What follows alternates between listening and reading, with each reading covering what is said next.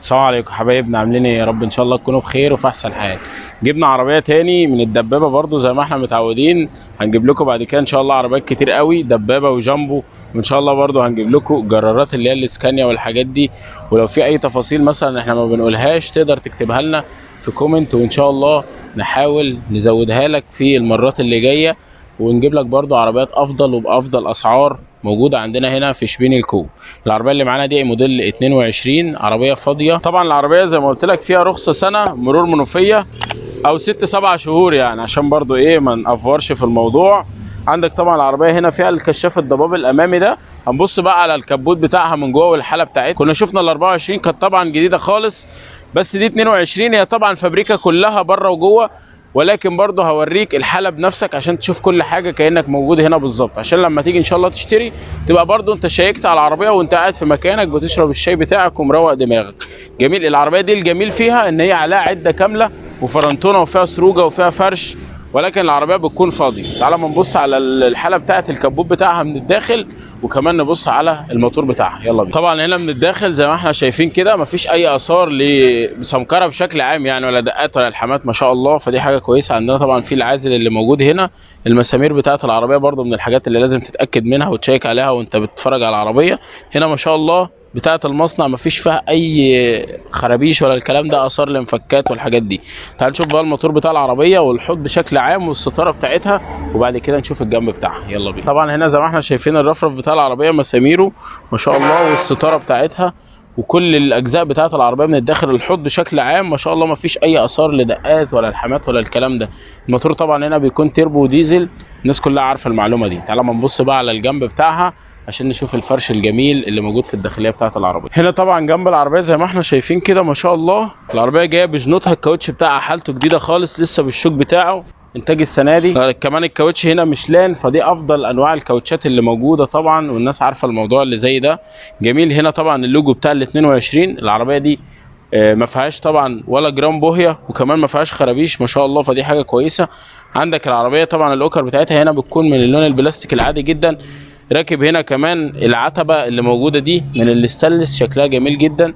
عندنا طبعا العربيه فيها فرنتونه وفيها طقم عده كامل واكسسوارات بقى من اللي معموله من الاستانلس دي، شكلها جميل جدا. جميل. راكب كمان هنا عندك اللمبات بتاعه الطاقه الشمسيه دي بتدي الارم كده وبتدي ضوء كده شكله جميل جدا. طبعا اهم حاجه عندك الكاوتشات بتاعه العربيه برضو لانها سعرها النهارده مش رخيص، فالعربيه فيها طقم كاوتش جديد. العربيه دي طبعا كمان مطلوب فيها 950 الف جنيه، وبرضو ان شاء الله نجيب لك خصم كويس قوي من صاحب المعرض. العربيه دي موجوده في معرض الصفا والمروه، موجوده على طريق شبين الكوم. المعرض ده تحت اداره الحاج ياسر الشخيبي.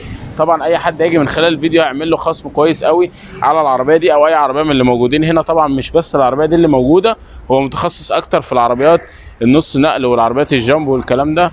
فاي حد محتاج يعرف اي حاجه او مثلا يشتري اي عربيه هيكون ده افضل اختيار بالنسبه لك. تعال اما نشوف بقى الظهر بتاع العربيه ونخش نشوف الكماليات اللي موجوده في العربيه كده من الداخل في السريع. يلا. طبعا العربيه هنا من الظهر زي ما احنا شايفين الاكسدام الاصلي اللي بينزل في العربيه بينزل من منصور زي ما احنا شايفين. طبعا هنا ده طقم العده اللي اتكلمنا عليه من شويه.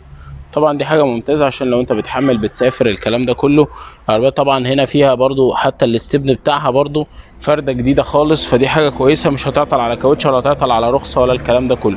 العربيه تقريبا فيها 6 شهور رخصه او 7 شهور، يعني مش هتصرف عليها، هتاخد تركب تطلع تسترزق على طول ان شاء الله، فدي حاجه كويسه. تعالى ما نبص بقى على الداخليه بتاعه العربيه كده في السريع. يلا بينا. هنا طبعا العربيه راكب لها فرش وسروجه. العربيه هنا بتكون منافيلا عاديه اللي هي الاوكر دي، عشان طبعا دي العربيه الفاضيه مش الكامله. جميل. السروجه هنا برده شكلها ممتاز جدا، والجلد بتاعها شكله حلو خالص. عندنا كمان هنا في ليدات راكبه تحت في الدواسات ما شاء الله. عندك طبعا عداد العربيه هنبص عليه. العربيه هنا ماشيه 16000 كيلو زي ما احنا شايفين، فدي حاجه كويسه. عندنا طبعا هنا الطاره بتاعه العربيه برده معمول لها كسوه جميله قوي. عندنا طبعا هنا في برده ليدات راكبه زي ما احنا شايفين، والتابلو بالكامل معمول له سكرينه حلوه قوي شكلها ممتاز اللون الازرق. عندك طبعا هنا في تسجيل عادي مش اللي هو الشاشه. العربيه هنا طبعا التكييف مش شغال زي ما قلنا عشان العربيه دي مش الكامله. جميل. مساحه تخزين بقى والولاعه والفتيس بتاع العربيه، دي التفاصيل اللي موجوده فيها. هنبص على السقف برده كده. طبعا هنا السقف بتاع العربيه برده معمول فيه شغل جامد قوي زي ما احنا شايفين كده ما شاء الله. طبعا ما سيبناش ولا جزء في العربيه ما اتكلمناش عليه سواء من الخارج او من الداخل، فسرت لك كل حاجه ووريتك بنفسك كل جزء في العربيه، وايه الحاجات اللي انت برضو لازم تشيك عليها وانت بتتفرج على العربيه، سواء في الكبوت او في الموتور بتاع العربيه والداخليه بتاعتها والحاجات دي كلها. بصينا عليها مع بعض وكانك بتتفرج معايا هنا بالظبط. والعربيه كمان مطلوب فيها 950 الف جنيه، وبرضه هجيب لك خصم حلو قوي من صحاب المعرض هنا زي ما قلت لك. ولو محتاج تعرف اي حاجه بسيب لك الرقم بتاعي في بدايه الفيديو، تقدر تتواصل بيا وان شاء الله افيدك باي معلومه. ولو في اي حاجه مثلا احنا ما قلناش في الفيديو تقدر برضو توضحها في كومنت، او ان انت تتواصل معانا من خلال الرقم الشخصي، وان شاء الله نقدر نوضح لك اي معلومه انت محتاج. بكده نكون انتهينا من الفيديو بتاع النهارده. كان معكم اخوكم محمد عثمان. ما تنساش تعمل لنا لايك بايديك الجميله واشتراك في القناه لو انت مش مشترك معانا، عشان شرف كبير جدا ليا ان حضرتك معانا في